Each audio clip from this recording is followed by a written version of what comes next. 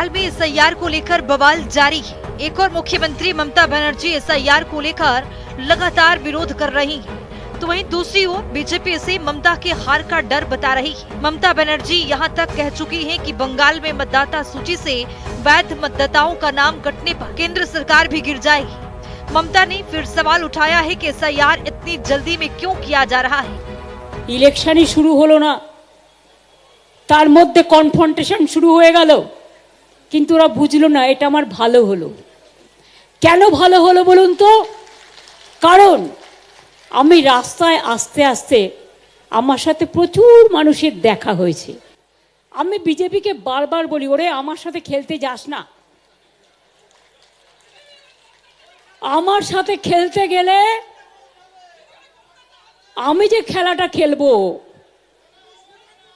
সেই খেলায় তোমরা আমাকে ধরতেও পারবে না, ছুটতেও পারবে না, নাগালও পাবে না। সারা ভারত সরকার বসে থাকো, সব এজেন্সি নিয়ে বসে থাকো, কোটি কোটি টাকা খরচ করো, টাকা গুজে গুজে দাও, টাকা নেবে লোকে তোমায় ভোট। ममता बनर्जी चुनाव आयोग पर भी लगातार तीखा प्रहार कर रही हैं। ममता ने चुनाव आयोग को बीजेपी आयोग बता रही है। ममता ने शरणार्थी समुदाय के लोगों को आश्वस्त कर रही है कि जब तक मैं यहाँ हूँ मैं उन्हें आपका नाम मतदाता सूची से बाहर नहीं निकालने दूंगी। हम बंगाल में उनका खेल सफल नहीं होने देंगे। अगर उन्होंने बंगाल को छूने की कोशिश की तो हम पूरे देश को हिला देंगे। এখন সিস্টেমটাই পাল্টে যাচ্ছে দেখছি।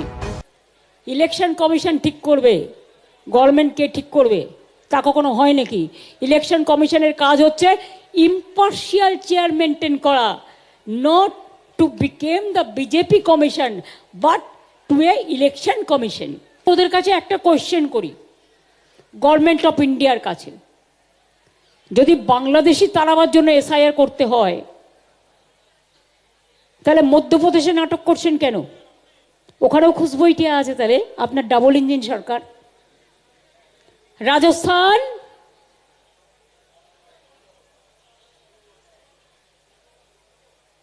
আসামের ব্যাপারে বলছেন এনআরসি মানে এ হবে না, এসআইআর হবে না। 4টে ইলেকশন বাউন্ড স্টেট আছে।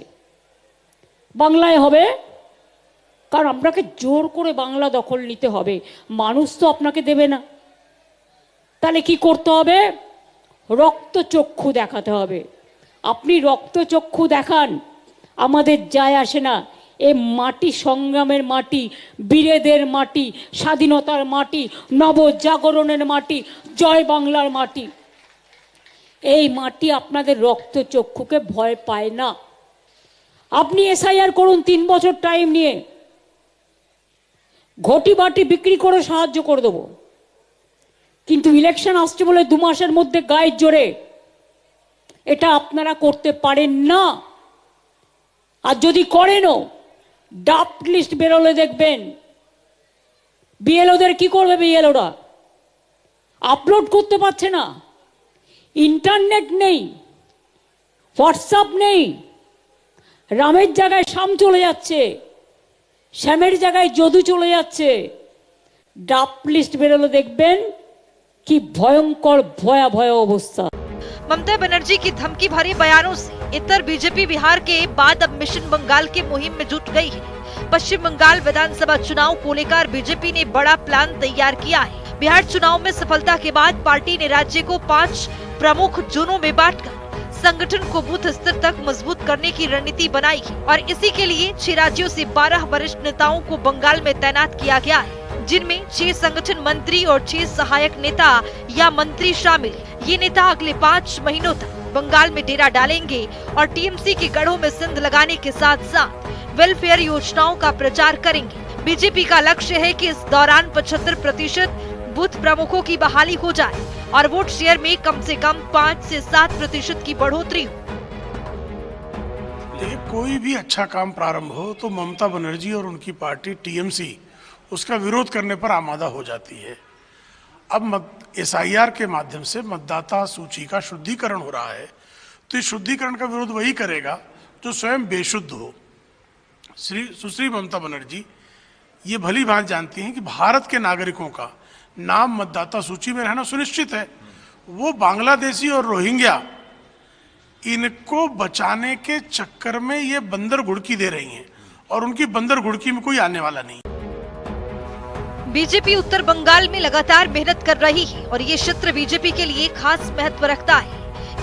ये इलाका राज्य की कुल 294 विधानसभा सीटों में से लगभग 54 सीटों को कवर करता है। ये नेपाल, भूटान, बांग्लादेश की सीमाओं से सटा हुआ है, जिससे इसका रणनीतिक महत्व बढ़ गया है। बीजेपी ने यहाँ बूथ स्तर पर संगठन को मजबूत करने पर विशेष फोकस किया है। इस जोन में दार्जिलिंग, जलपाईगुड़ी, कूच बिहार, अलीपुरद्वार, मालदा, उत्तर और दक्षिण दिनाजपुर जैसे जिले शामिल हैं। इन जिलों में राज्य के कुल वोट शेयर का 20 से 25% हिस्सा है। 2021 के चुनाव में बीजेपी ने यहां 40% से अधिक सीटें जीती थी। पार्टी का लक्ष्य है कि इस बार वोट शेयर को 38% से बढ़ाकर 44 से 45% तक पहुंचाया जाए। देखिए, राहुल गांधी और ममता बनर्जी में कोई अंतर नहीं है। वो भी हारने के लिए बहाना ईवीएम और एसआईआर ले लेते हैं, इलेक्शन कमीशन को ले लेते हैं। अब ममता जी ने भी कॉपी कर ली है राहुल गांधी की, क्योंकि ममता जी को ये एहसास हो गया है कि आ रही है बीजेपी, दीदी सिंहासन खाली करो, भारतीय जनता पार्टी आ रही है। और बहाना मत लो, इस बार बांग्लादेशी घुसपैठिए भाग रहे हैं, वो वोट नहीं डाल पाएंगे, वो अपने देश जाएंगे। बंगाल में बंगाल के लोग ही वोट डालेंगे और बंगाल में इस बार भारतीय जनता पार्टी की सरकार बनने से दुनिया की कोई ताकत रोक नहीं सकती। टीएमसी का जाना तय है और भाजपा का आना तय है। पश्चिम बंगाल की राजनीति में घुसपैठियों का मुद्दा शुरू से ही रहा। बंगाल में वोटर लिस्ट का मुद्दा हमेशा से ही सत्ता की कुंजी रहा। टीएमसी नेताओं का कहना है कि एसआईआर अवैध बांग्लादेशी घुसपैठियों को हटाने का एक बहाना है, जिसके आधार पर चुनाव आयोग उनके वोट बैंक को सीधा निशाना बना रहा है। यही कारण है कि ममता बनर्जी लगातार एसआईआर का विरोध कर रही हैं। वो इसे वोटबंदी और बीजेपी की साजिश बता रही हैं। साथ ही में प्रदेश की जनता से वादा कर रही हैं कि राज्य से किसी को भी बाहर नहीं जाने दिया जाएगा। देखिए, ये हमारा जो लड़ाई है, जो 2000 साल के बाद में जो वोट दिया, तो ये लोगों के वोट से सरकार बने, पार्लियामेंट में मोदी बैठा है, तो 2002 से इतना तक जो अभी 2024 तक जो वोट दिया, तो ये लोगों का भी बोल रहे हैं कि 11 डॉक्यूमेंट्स लगेंगे इसको लिए हमारा लड़ाई है। जो बौद्ध वोटर है, जो मर गया उसका काट दे, जो एक जगह से 3 जगह पे है उसको काट दे, लेकिन जिसका ओरिजिनल वोटर है उसको क्यों लोग बोल रहे हैं कि 11 डॉक्यूमेंट्स देना पड़ेंगे। तो इसके लिए हमारा लड़ाई है। जो देश भाग होने के बाद में, बॉर्डर होने के बाद में जो ऊपर बांग्लादेश से अभी आ गए, तो ये कहाँ जाएंगे। तो ये लोगों ने बहुत इतने दिन बाद में बहुत 40 साल आए, कोई 25 साल 30 साल आए, तो उसके ये वोटर बन गए अभी, तो ये लोग उसको बोल रहे हैं कि नहीं देंगे। इसके लिए हमारा लड़ाई है। इसमें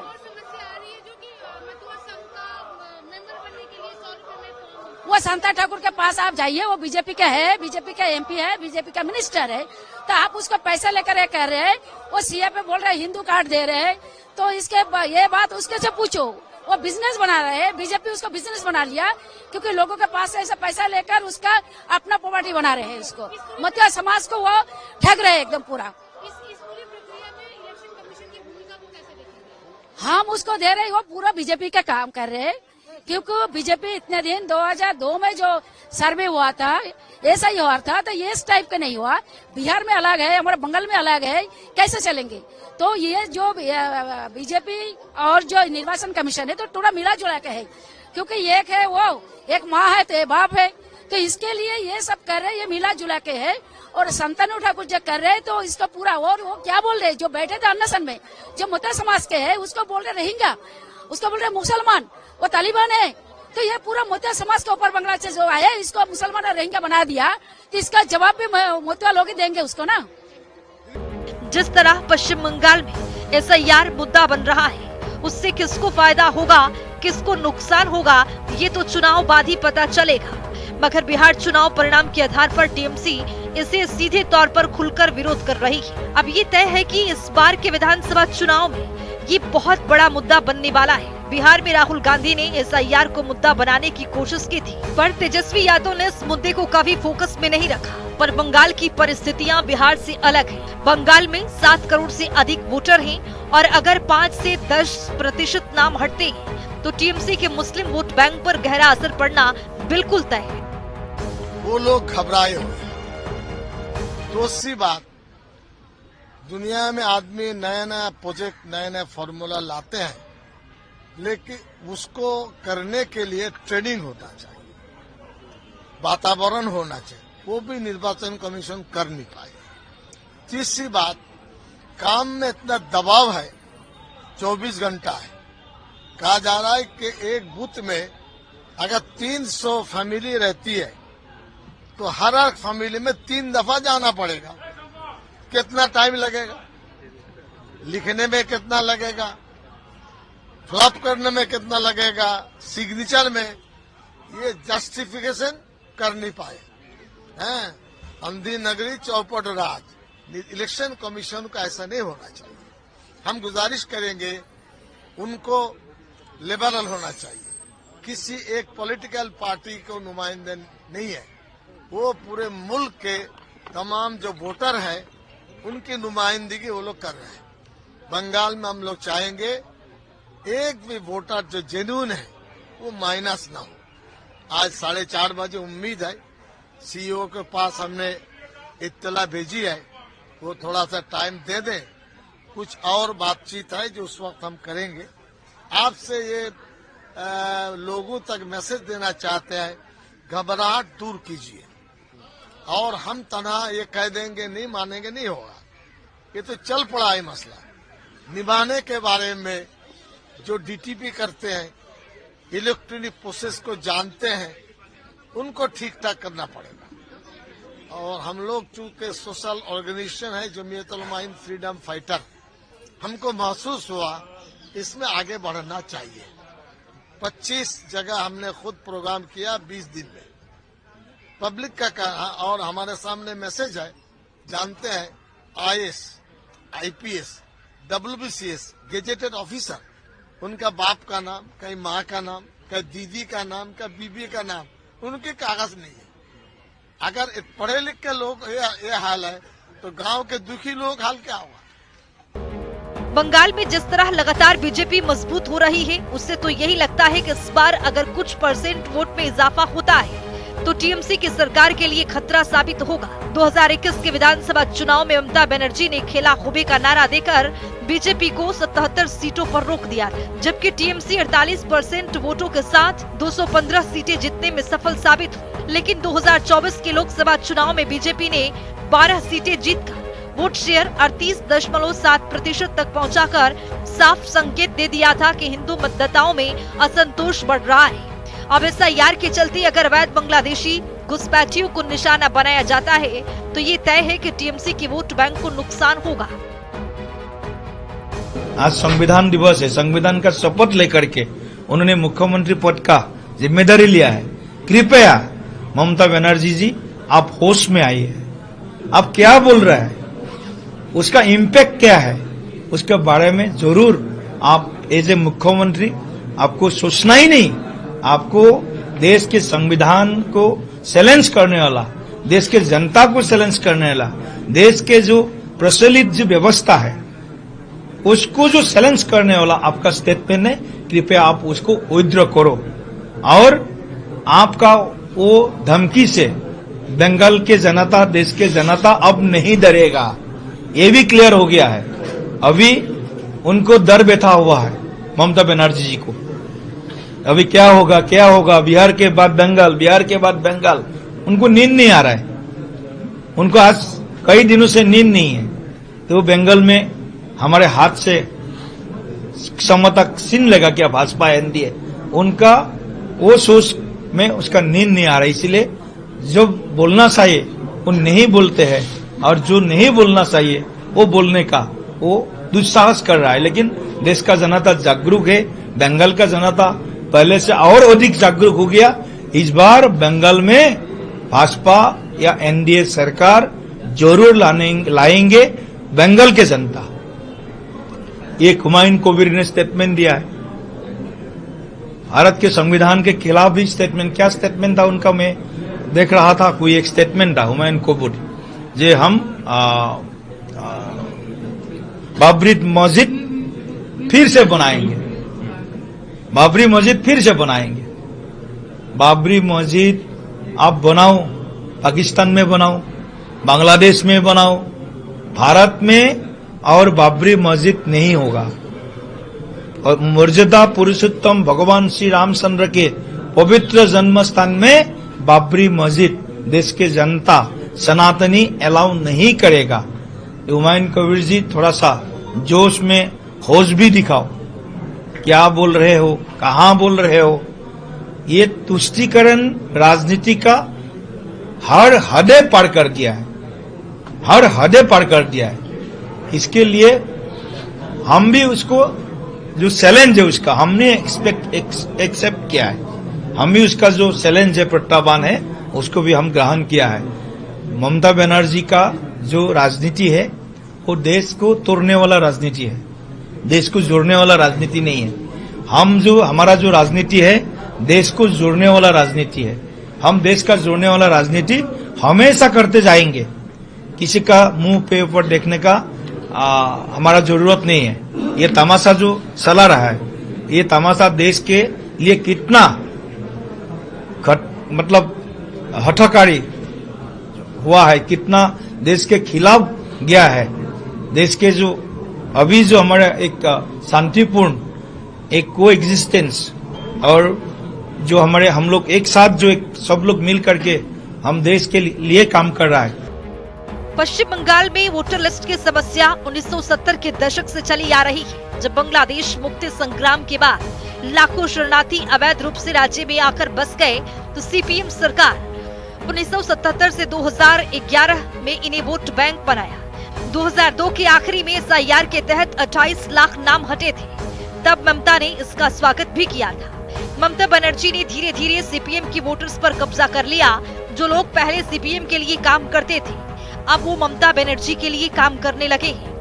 ऐसे में बीजेपी चाहती है कि एसआईआर के तहत अवैध वोटर्स के नाम हटाए जाएं, जबकि ममता कतई नहीं चाहती है कि ऐसा हो। ये पूरा जो सिस्टम है ये प्रैक्टिकल नहीं है। यही ऑल इंडिया तृणमूल कांग्रेस का स्टैंड है। रिकॉन्सिडर करना चाहिए, ऐसे ये चल नहीं सकता।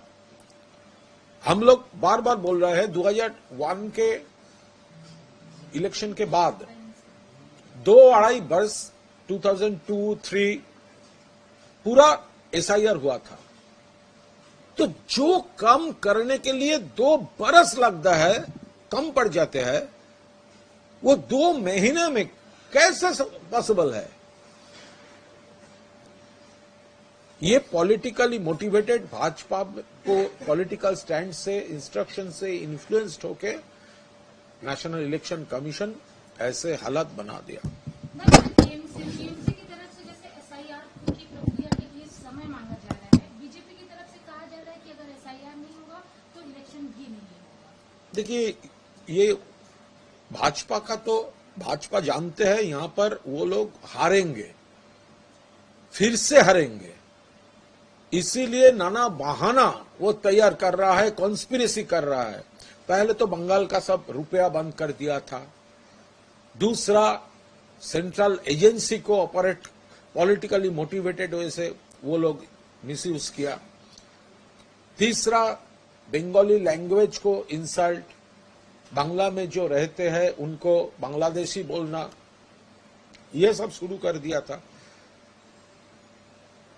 पहले तो ये भी देखा, तृणमूल से कुछ लोगों को लेकर वो लोग समझ रहे थे कि वो सरकार बना देंगे। ये सब करने के बाद अभी भाजपा का मालूम पड़ गया है एसआईआर बीजेपी के लिए बंगाल में हथियार है, पर जिस तरह 2002 में ममता को अवैध वोटर्स को हटाने के समर्थन के नाम पर सहानुभूति मिली थी, वो इस बार बीजेपी के साथ भी हो सकता है। बांग्लादेशी घुसपैठ का मुद्दा इतना संवेदनशील है कि कोई भी नागरिक से समझौता नहीं करना चाहता है। सीमावर्ती जिलों में बांग्लादेशी एसआईआर से हजारों अवैध प्रवासी हाकिमपुर बॉर्डर पर भागते दिख रहे हैं। वो दिखाता है कि बंगाल में बड़े पैमाने पर अवैध बांग्लादेशी घुसे हुए हैं। बीजेपी इसी को आधार बनाकर एसआईआर को सही ठहरा रही है। बंगाल की सरकार बांग्लादेशी घुसपैठियों और रोहिंग्या के बल पे सरकार चला रही है और ये नफरत का हर वो काम ममता बनर्जी करती है जो संविधान विरोधी हो और हिंदू विरोधी हो। आज उन्होंने उनके विधायकों ने जो चैलेंज किया है बाबरी मस्जिद बनाई है, ये देश के लिए दुर्भाग्य है। अगर जो अपने को बाबर का औलाद कहेगा, औरंगजेब का औलाद कहेगा, उसे भारत में रहने का कोई अधिकार नहीं। और अगर हमारी सरकार बंगाल में बनेगी, ऐसे अधूरे मस्जिद अधूरे ही रह जाए। पर वो तो धमकी दे रही है कि अगर एसआईआर लागू करते या ऐसा करते हैं तो पूरे देश में वो हिला देंगी, बीजेपी को हिला देंगी, बीजेपी को देख लेंगी। अब वो खुद हिलने वाली है,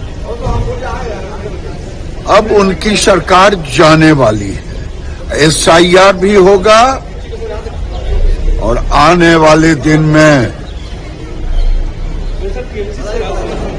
ये लागू वहां जमीनी होगा और वहां घुसपैठिए भी निकाले जाएंगे।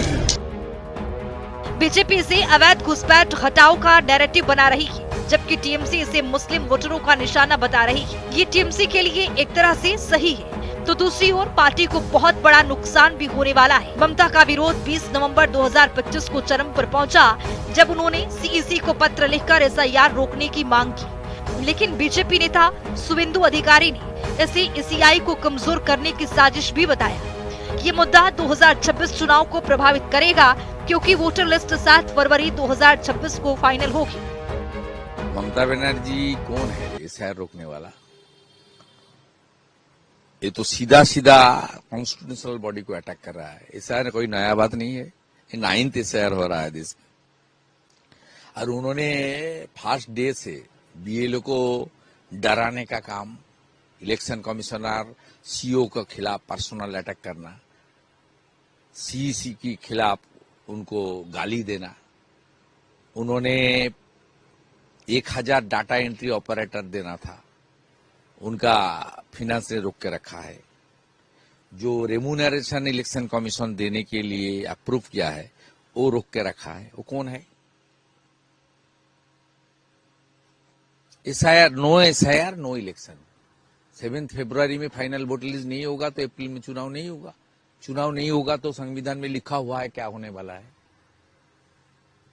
इसलिए ममता बनर्जी जो कर रहा है, बांग्लादेशी इलीगल घुसपैठिया और death voter, double entry fake voters, ये लोग का नाम डिलीट हो रहा है। अपनी कुर्सी जाने के लिए वो हल्ला बोल कर रहा है, चोर मचा रहा है शोर। लेकिन वो बोले ये डेंजरस है, इसको तुरंत बंद कर देना चाहिए। वो कौन है? संविधान। बहुत लोगों का जान चला गया जो सीधा के सिरा राजनीति से प्रेरित इल्जाम है। इसका कोई वास्तवता नहीं है। डर है क्या किसी चीज का? क्योंकि सत्ता जाने का डर है। सत्ता जाने से तो इतना करप्शन किया, उनका पूरा मंत्रिसभा जेल में जाएगा, टीएमसी का गुंडाराज खत्म हो जाएगा, लगातार जिस तरह से घुसपैठिया आना बंद हो जाएगा, सब काम बंद हो जाएगा जो पिछले 15 साल में यहाँ किया है। इसलिए सुप्रा साहब होगा नहीं होगा तो वो तो हारना तैयार है। 1 करोड़ से ज्यादा वोटर डिलीट हो जाएगा तो ममता बनर्जी कैसे जीतेगी? डेथ वोटर, फेक वोटर और बांग्लादेशी मुस्लिम घुसपैठिया, रोहिंग्यास, उनका सपोर्ट से उनका है। बीजेपी का साथ तो अंतर ज्यादा नहीं है, 22 लाख का अंतर है। पिछले लोकसभा वोट में इतना धांधली किया, 7 चरण में हर चरण में कैमरा बंद करके वोट किया, उसका बाद भी हमारी बीजेपी का साथ तो उनका अंतर ओनली 5-6% का अंतर है। 22 लाख वोट का जरूरत है बीजेपी। ये तो एसआईआर साफ सुथरा वोटर लिस्ट बन जाएगा तो पहले ही आउट हो जाएगा, सेमीफाइनल में आउट हो जाएगा। एसआईआर इज सेमीफाइनल आउट हो जाएगा तो फाइनल से कैसे लड़ेगा? और पता है, गणित उनकी पता है, वो सब मालूम है कैसे किया। पुलिस को देकर, आईपैक को देकर, अपने तंत्र को काम में लगाकर, गुंडा लोग को काम में लगाकर। ममता जिस तरह से बांग्लादेशियों को रोकने का ऐलान कर रही है, ये टीएमसी के लिए उल्टा भी पड़ सकता है। बंगाल के पुराने बाशिंदे, चाहे वो खुद मुसलमान क्यों ना हो, वो नहीं चाहते हैं कि बाहर के लोग आकर उनका हक मारे। स्थानीय लोग संसाधनों, नौकरियों और संस्कृति पर बाहरी दबाव से असुरक्षित महसूस कर रहे हैं। बंगाल में अभी तक हिंदू समुदाय एसआईआर का समर्थन करता दिख रहा है। यदि ये बैकफायर हुआ तो 2026 चुनाव में टीएमसी की हार तय हो सकती है और यही कारण है कि बीजेपी हर हाल में एसआईआर को बंगाल में सफल होते देखना चाह रही है। प्रोग्रामिंग डेस्क, जनता टीवी।